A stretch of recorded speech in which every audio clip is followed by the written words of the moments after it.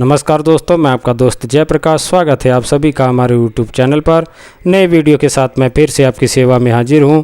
तो चलिए दोस्तों, आज की वीडियो में हम चर्चा करने वाले हैं मरवक के विषय में। जैसा कि आप इसे देख रहे हैं, इसे ही मरवक कहा जाता है और भी कई अन्य नामों से इसे जाना और पहचाना जाता है, जैसे कि मरवक, करुआ, मरुआ, गंधपत्र, शीतलक आदि नामों से इसे हिंदी भाषी क्षेत्रों में जाना और पहचाना जाता है। और उर्दू में इसे मरुआ कुष्टा कहा जाता है, और नेपाली में इसे मरुआ फूल, और बंगाली में इसे मुर्वू कहा जाता है। आपके क्षेत्र में इसे क्या कहते हैं, कमेंट में अवश्य बताइएगा। और अगर इसकी बात करें तो यह सुगंधित पौधा भारत में समस्त राज्यों में होता है, विशेषकर दक्षिण भारत में अधिक होता है। वहाँ घरों के बगीचों में इसे लगाया जाता है और तुलसी की तरह ये दिखने वाले इस पौधे से बहुत ही अच्छी सुगंध आती है।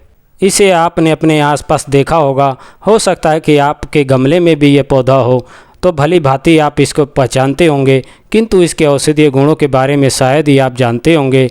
तो इसके औषधीय गुणों के विषय में बताने से पहले मैं एक बात और बताना चाहूँगा कि कई लोग जो है इसकी पत्तियों की चटनी बनाकर खाते हैं, और कई जो है इसकी पत्तियों का कचौड़ी में डाल करके इसका प्रयोग करते हैं, जिससे कि खाने का जायका काफ़ी बढ़ जाता है और वो काफ़ी सुगंधित और रुचिकर हो जाते हैं।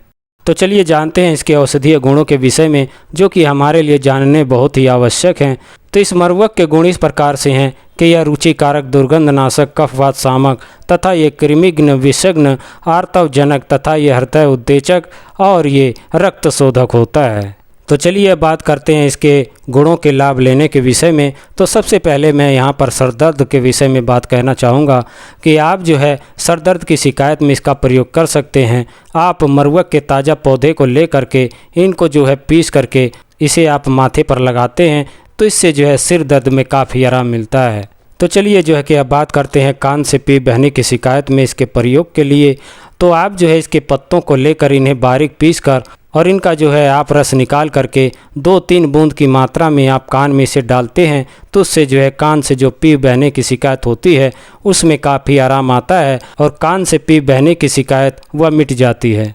तो चलिए दोस्तों, अब बात करते हैं खांसी की शिकायत हो जाने पर इसके प्रयोग के विषय में।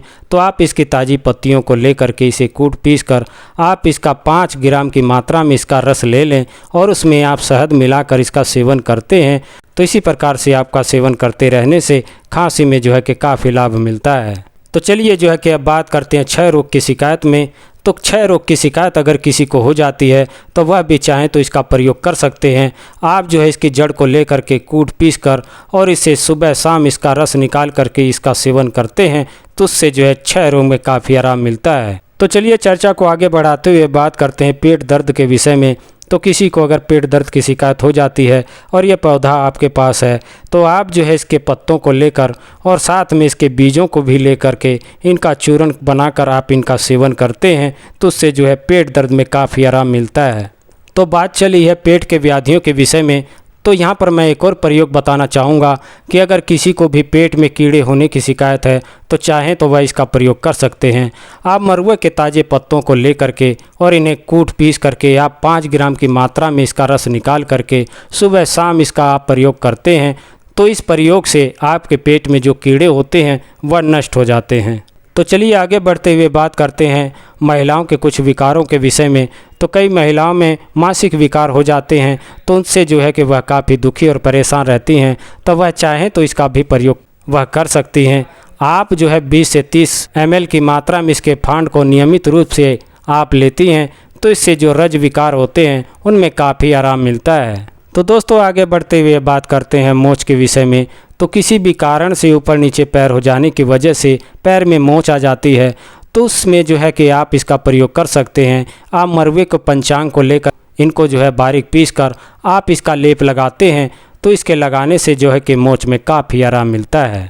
तो चलिए दोस्तों चर्चा को आगे बढ़ाते हुए बात करते हैं वात व्याधियों के विषय में। तो किसी को भी अगर वात व्याधि की वजह से जो अंगों में दर्द होने की शिकायत हो जाती है, तो दर्द वाले स्थानों पर आप इसके पत्तों का रस निकाल करके आप वहां पर लगाते हैं, तो इसके लगाने से जो दर्द की शिकायत होती है वह दूर हो जाती है।